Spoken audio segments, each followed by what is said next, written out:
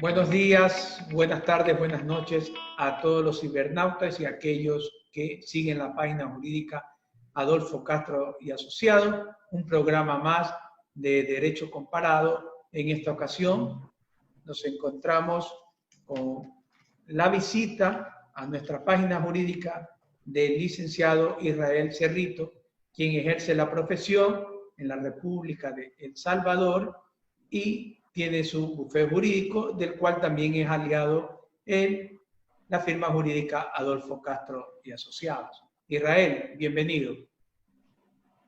Un placer, un saludo que hago extenso a los cibernautas, a los clientes y todos aquellos que visitan la página del doctor Adolfo Castro y Asociados.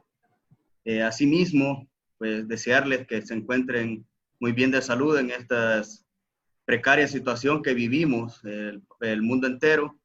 Desearles a todos los colegas bendiciones y prosperidad en sus labores, principalmente.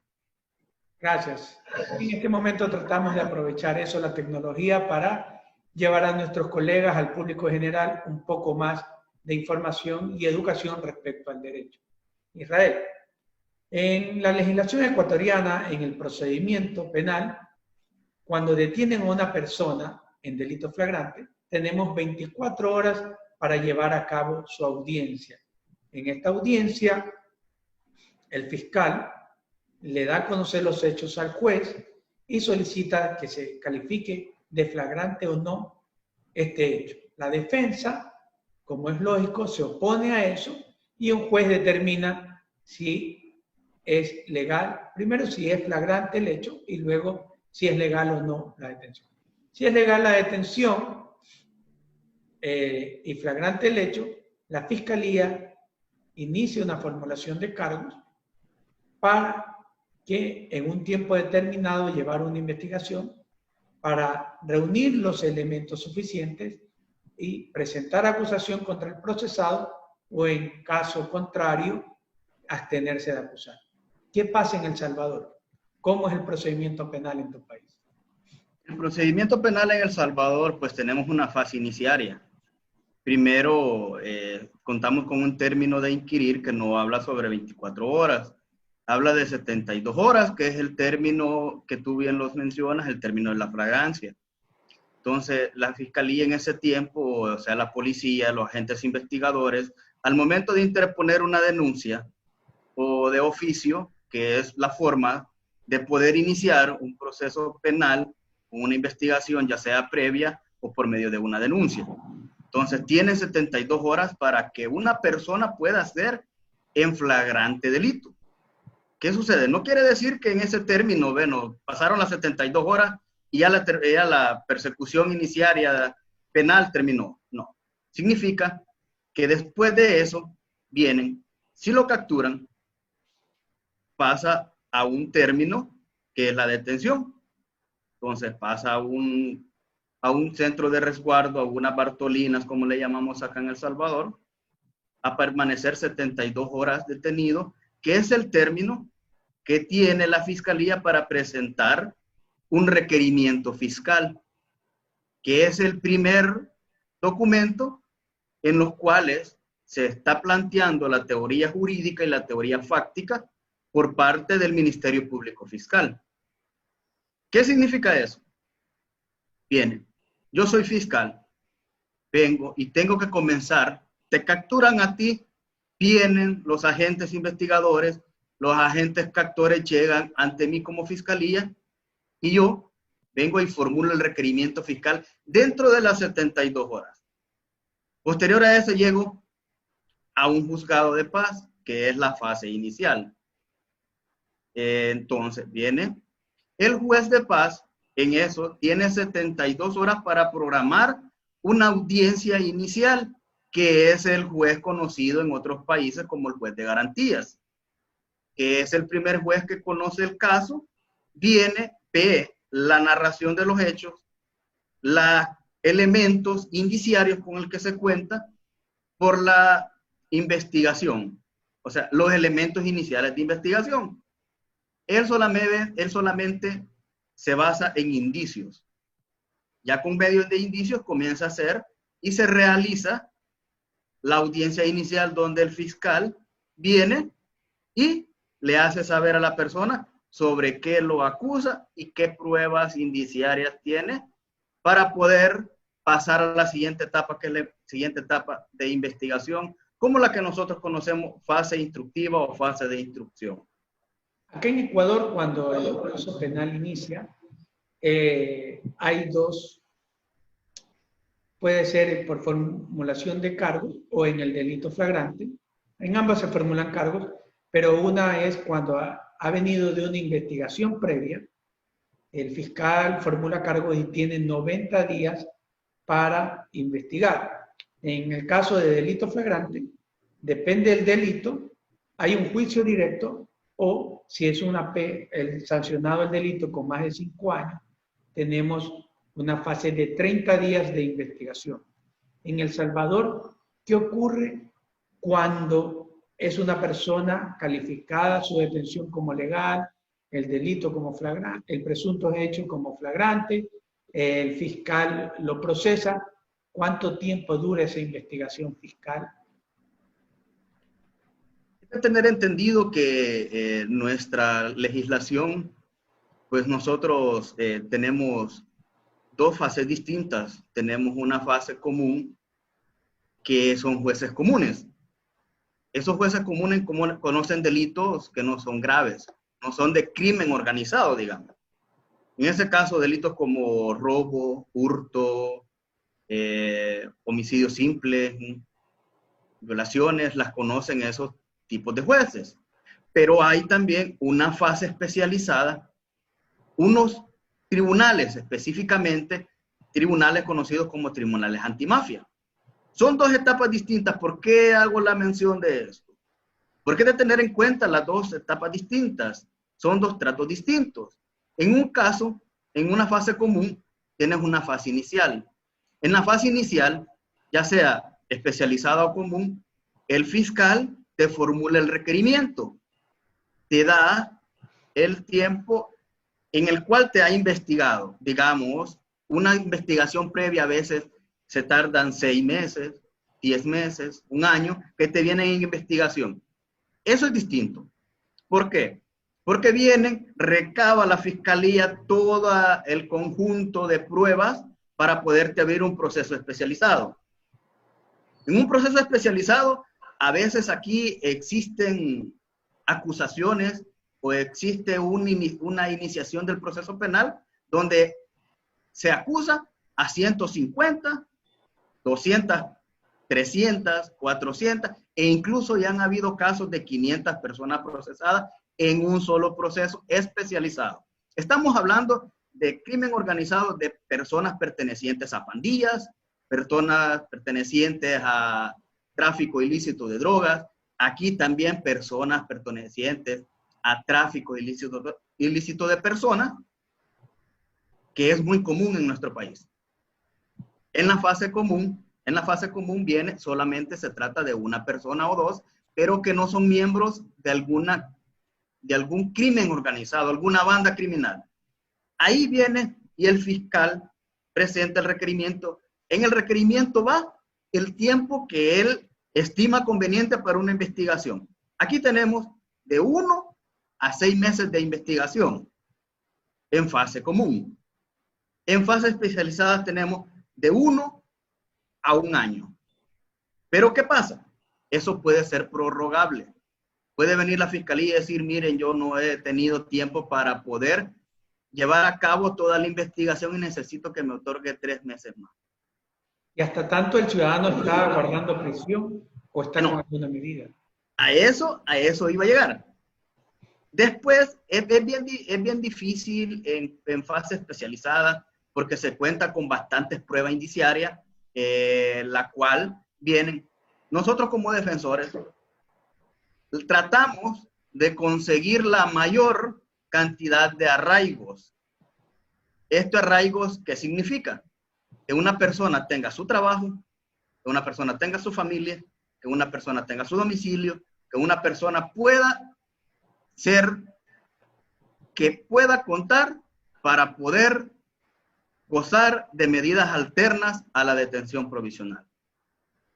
¿Por qué?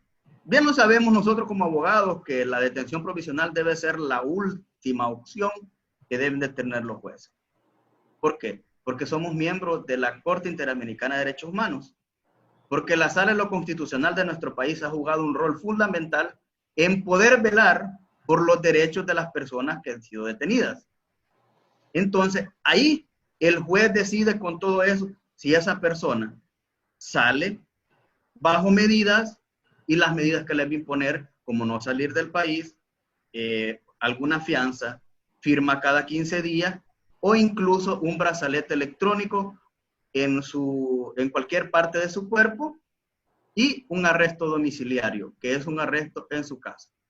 ¿Qué pasa cuando el fiscal incluye su instrucción fiscal y presenta acusación contra el procesado? ¿Hay una audiencia intermedia? ¿Hay una audiencia preparatoria? Si el fiscal no acusa, ¿qué sucede? Ok.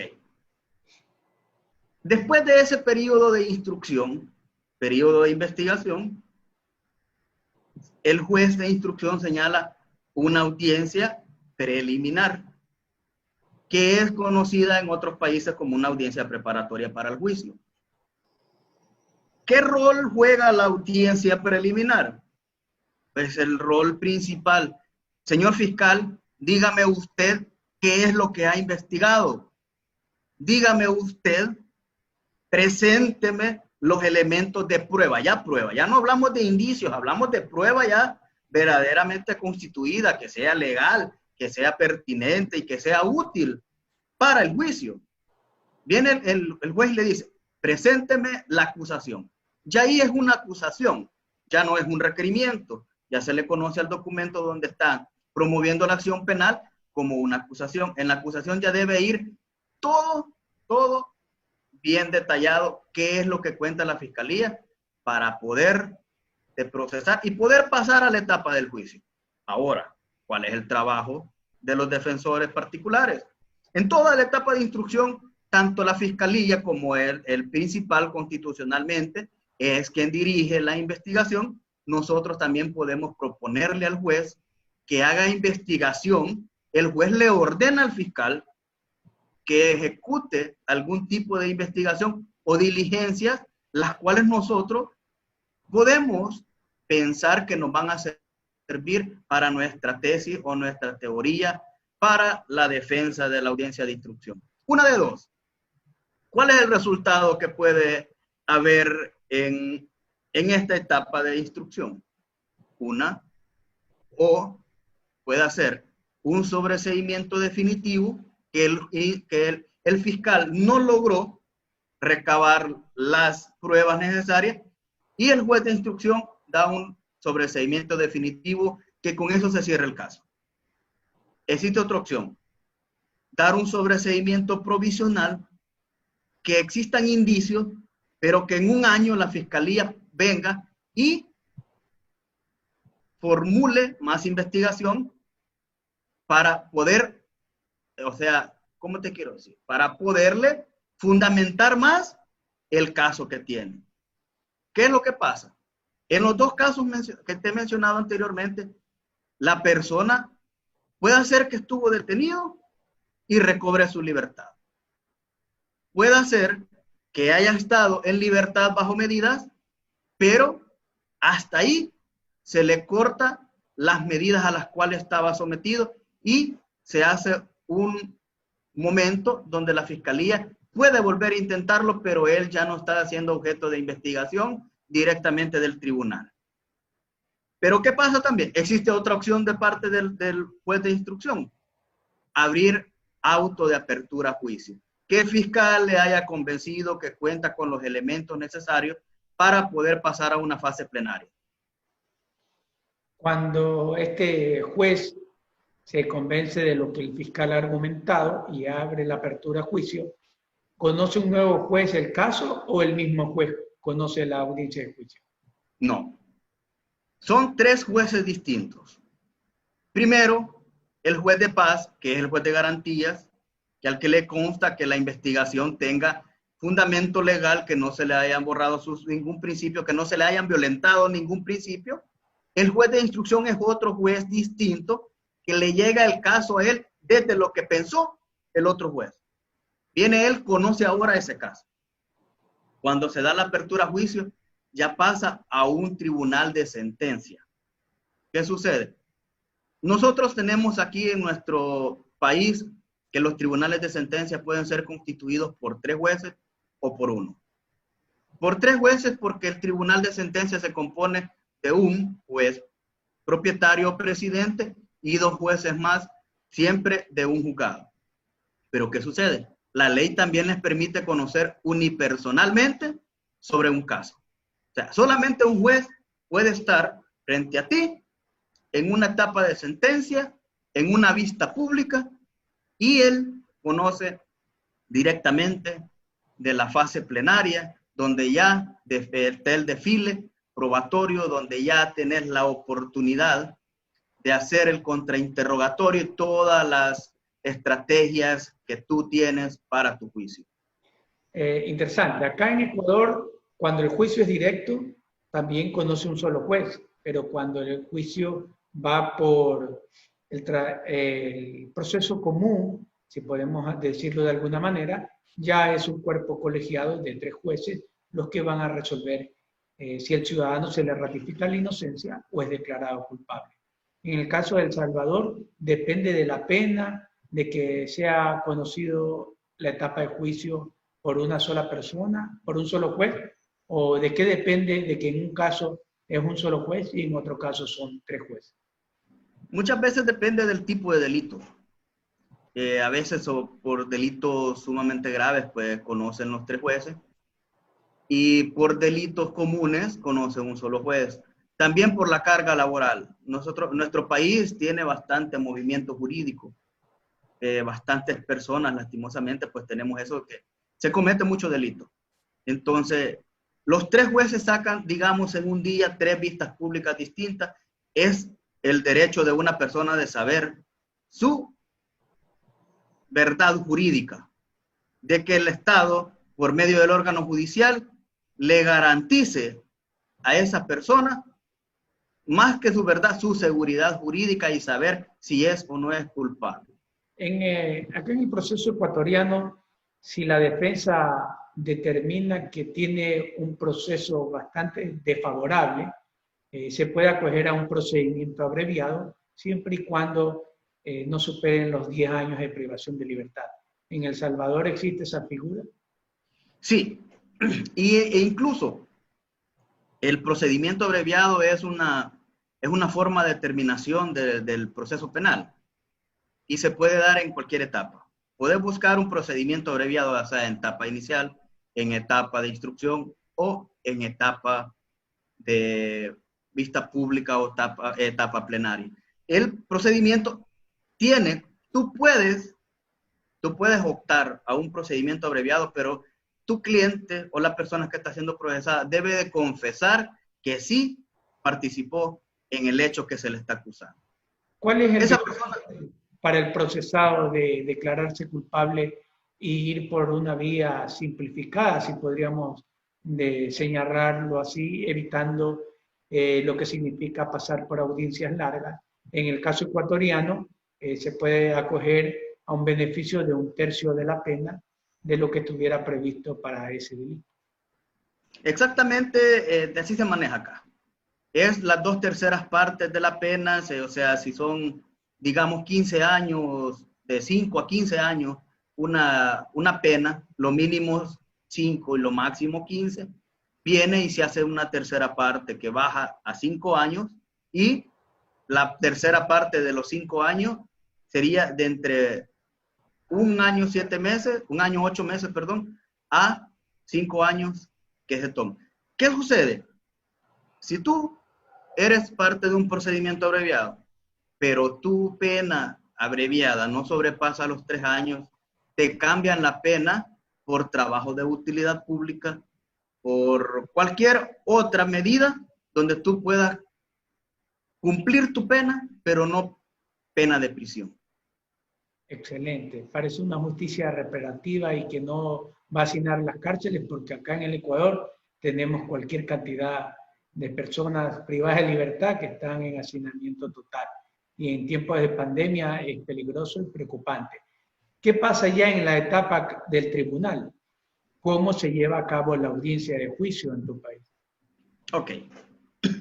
Para la audiencia de juicio, ya está la parte del Ministerio Público Fiscal, el defensor o los defensores, dependiendo de cuántos imputados sean. Es una base de vista pública donde puede acudir cualquier persona a la realización de ella. Vienen, el fiscal le presenta al juez de sentencia o los jueces de sentencia ya todo lo que él ha contado y toda la prueba que fue admitida en la etapa de instrucción. ¿Qué sucede? Ya el juez tiene la oportunidad de valorar esa prueba. ¿Pero qué? Tú vienes, haces tus alegatos iniciales, introduces la prueba y tienes la oportunidad del principio de contradicción. Vienes y tú tienes un testigo que te está presentando la fiscalía y es un testigo, por decirlo, un testigo criteriado o con régimen de protección que dice que él vio el hecho y vio a tu cliente que estaba cometiendo el hecho. Lo interroga la fiscalía, luego tú tienes la facultad de hacer el contrainterrogatorio siempre sobre lo que la fiscalía ha preguntado o las entrevistas anteriores que el testigo ha brindado, ya sea en sede judicial o en sede policial. Después de eso, tú tienes la oportunidad, pasas a eso ya a una etapa de cierre de alegatos finales, donde ya con todo lo que ha pasado de la producción de la prueba, ya sea documental, testimonial, pericial, prueba por indicios, prueba de oficio, que a muchos jueces les da todavía de ordenar prueba de oficio. Entonces todo eso ya pasa y tú le dices al juez, mire, yo con todo lo que ha pasado aquí, yo considero de que no se han cumplido con todos los elementos para que esta persona sea declarada culpable porque no participó en el hecho, lo podemos comprobar con la declaración del testigo. Y aquí, igual la fiscalía, con la fiscalía nosotros queda comprobado legítimamente que se ha cometido el proceso. Y cuando esta persona es declarada culpable por este tribunal o por el juez, acá en Ecuador a la defensa le queda un recurso que es la apelación. ¿Qué pasa en tu país? ¿Cómo se lleva esa etapa de impugnación? Creo que coincidimos.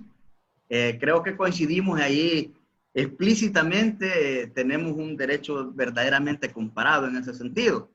Porque después de que el juez viene y te da el fallo, el juez te tiene que dar el fallo de manera oral y decirte cuáles son las razones, motivarte la sentencia y decirte cuáles son las razones de por qué él considera de que es culpable o cuál considera que es inocente.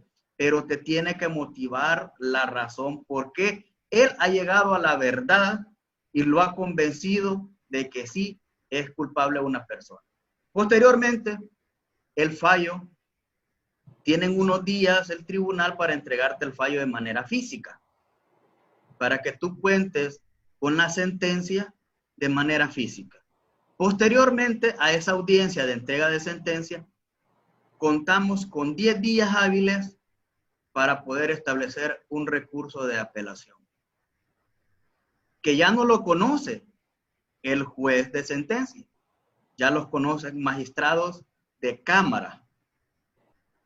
Así se les conoce como magistrados de cámara. Aquí son las cámaras de lo penal, cámaras de lo civil, cámaras de la familia, cámaras especializadas. Son magistrados que conocen ya sobre ese recurso. Acá en Ecuador se llaman salas provinciales y una vez que resuelven, tiene dos opciones, o ratificar la sentencia o revocar esa sentencia. En uno o en otro caso, las partes procesales tendrían un último recurso que es el recurso extraordinario de casación. Exacto. ¿Qué pasa en El Salvador? ¿Cómo se lleva a cabo? Acá la casación solo versa si ha existido violación del procedimiento o violación a garantías constitucionales, mas no pueden revalorizar la prueba que ya fue valorada en audiencia de juicio y valorada también en el recurso de apelación. Ya en casación no se puede revalorar o hacer una revalorización de esa prueba presentada. Es exacto. Creo que tenemos una gran similitud en ese sentido. Pero aquí existen 3 formas en las cuales pueden resolver los magistrados. Déjame comentarte que la primera que tienen es confirmar la sentencia. O sea, decir, sí, el juez de sentencia tuvo la razón y está motivada la sentencia en decir, y fundamentó bien, valoró bien la prueba y sí, a nosotros nos deja claro que sí, él cometió el delito. La otra es no, el juez de sentencia no valoró la prueba que presentó la defensa o omitió prueba que no la quiso valorar el juez. Ahí puede ser que la misma Cámara dicte una absolución. Otra tercera opción que tiene es mandar a repetir el juicio. Es decirle, mire, juez de sentencia, usted no valoró esto y esto. Repita otra vez el juicio y que vuelva a desfilar la prueba. Esas son las 3 opciones que tenemos. ¿Qué sucede después? Después de esto, se cuenta siempre con los mismos 10 días hábiles para poder presentar el recurso de casación. Ahora, ¿quién conoce ese recurso? Ese recurso ya lo conoce la Corte Suprema de Justicia en la sala de lo penal. Ya es la sala de lo penal, o sea, ya estamos hablando de los magistrados que se encuentran ya miembros de la Corte Suprema, quienes son que resuelven exactamente sobre si se han violado principios constitucionales o se ha omitido alguna fase que no se haya podido dar el entendimiento o la claridad para ya sea el juez de sentencia o los magistrados de Cámara. Perfecto, Israel, ha sido grato conversar contigo y que nos explique cómo es el procedimiento en tu país. Te queremos dejar en la parte final si tienes algo más que acotarnos de esta charla jurídica que hemos mantenido el día de hoy. Solo agradecerle principalmente a la página de tuya, de Adolfo Castro y asociados. Un saludo fraterno a los hermanos de Ecuador, esperando que muy pronto salgamos de esta pesadilla en la que vivimos, porque es una pesadilla mundial, y esperar volver a una normalidad. Pero sobre todo, cuídense, guarden el distanciamiento social, guarden las normas de bioseguridad y principalmente un saludo también para las personas que nos ven y bendiciones y que Dios siempre los cuide en su camino.